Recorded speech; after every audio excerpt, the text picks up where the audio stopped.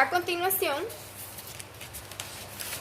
vamos a leer, vamos a recordar una de las leyes más importantes que utilizamos en nuestros ejercicios, que es la ley de la conservación de la materia, que fue escrita y estudiada primero por Mikhail Lomonosov y después ya reafirmada por Antoine Lavoisier.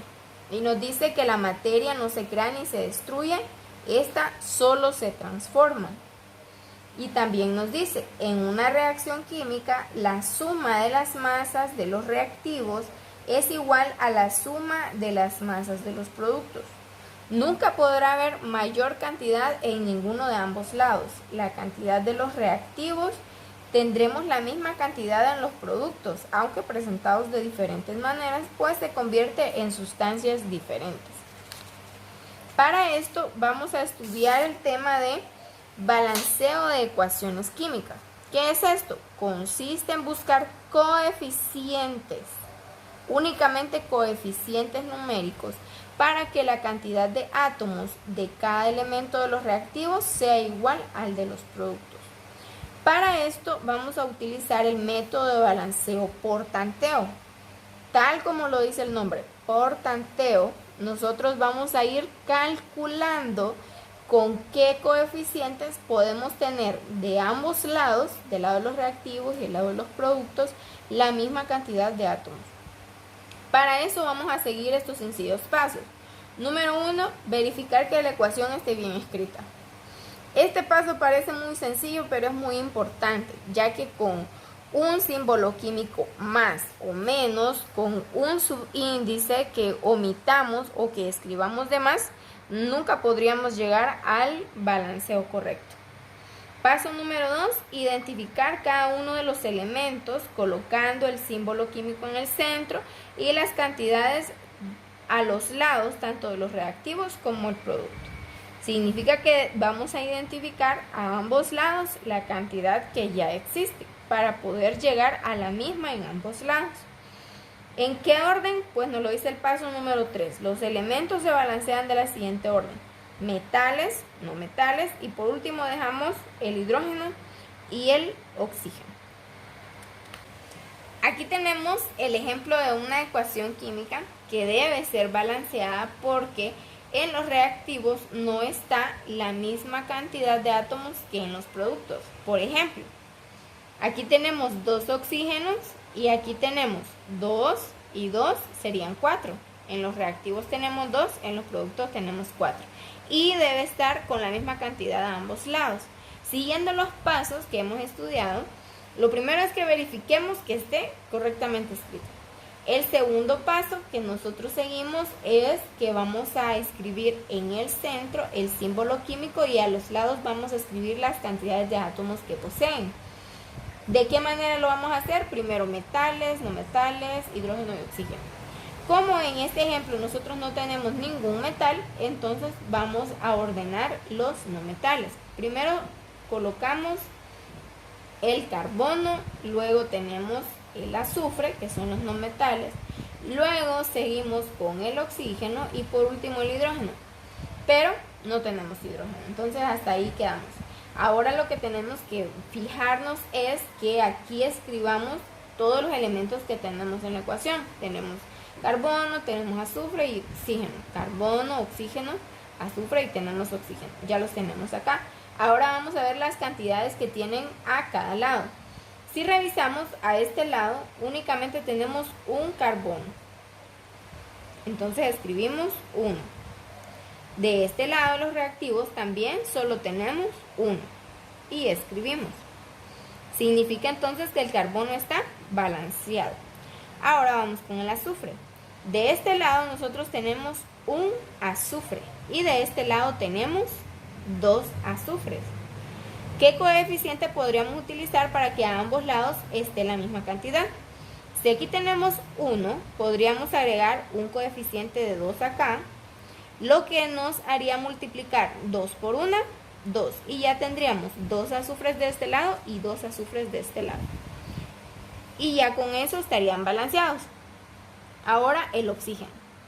El oxígeno, de este lado nosotros tenemos 2, aquí tenemos otros 2, pero ya colocamos un coeficiente. Recordemos que los coeficientes afectan toda la molécula. Eso significa que aquí tenemos 2 por 2, 4 oxígenos, más 2, 6 oxígenos. Y de este lado solo tenemos 2. ¿Qué coeficiente podríamos poner a este lado para que también existan 6? Tendría que ser un coeficiente de 3. Para que a este lado tengamos 3 por 2, 6.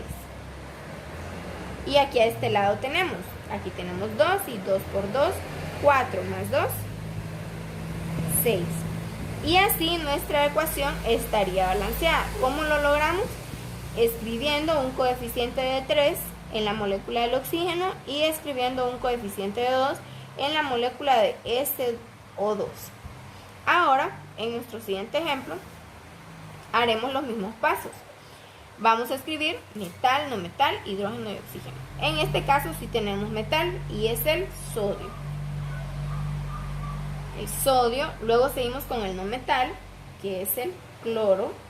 Luego con los hidrógenos no tenemos y después los oxígenos. Ahí está. Si nos fijamos, solamente estos tres son los elementos que poseemos: sodio, cloro y oxígeno. Y ahora vamos a hacer lo mismo. Vamos a contar cuántos hay de cada lado. Aquí tenemos 1 y tenemos 2. 2 sodios de este lado. Y aquí solo tenemos 1. ¿Cómo balancearíamos? Colocando un prefijo de 2. Así nosotros tendríamos 1, 2 y aquí tendríamos 2 por 1, 2. Luego tenemos el cloro.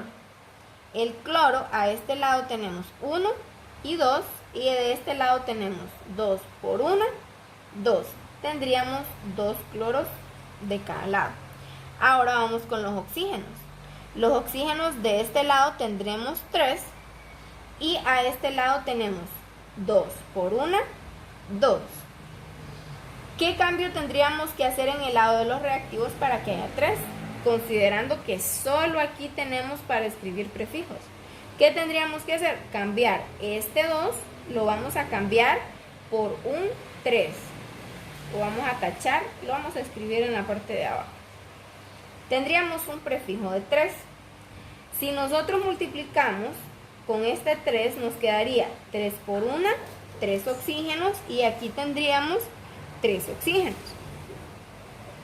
Ya estaría balanceado, pero recordemos que este prefijo afecta a toda la molécula. Significa que cambiando este prefijo a 3, el sodio tuvo un cambio y el cloro también.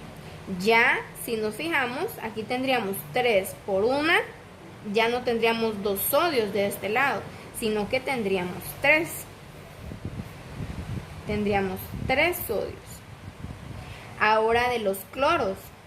Los cloros, aquí tenemos 3 por 1, 3. Ya no tendríamos 2 cloros, sino que tendríamos 3. Porque toda la molécula es afectada por este nuevo prefijo que estamos utilizando. Ahora bien, tenemos 3 sodios de este lado, tenemos 2 sodios de este lado, 3 cloros y 2 cloros de este lado. Ahora tenemos que aumentar a este lado los productos para que podamos balancear. ¿Cómo lo vamos a hacer? Agregando un prefijo de 2 a este lado.